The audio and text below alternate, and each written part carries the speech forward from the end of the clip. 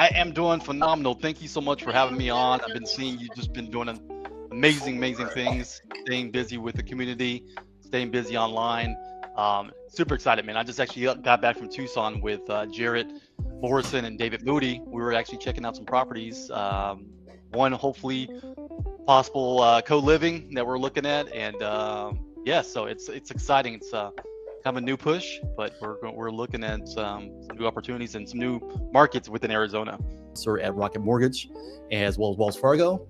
And during that time, I always knew there was a better way to kind of do things when it comes down to not being so kind of straight line when it comes down to mortgage. And then, I got into, the creative side of things just recently in February 20th of this year.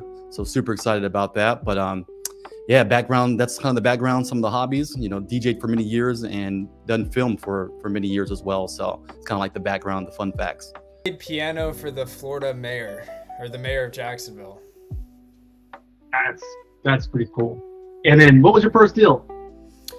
My first deal was about 3 years ago now.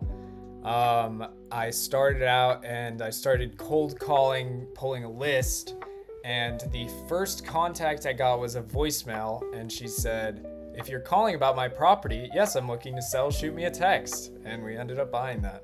Dude, incredible. So how did you come to find out about the creative side of things then?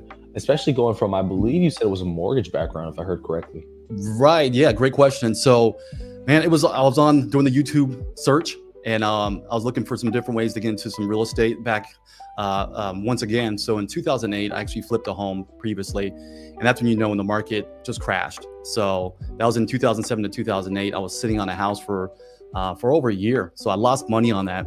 And the biggest thing I learned is just everything, fixing and flipping, going through that process.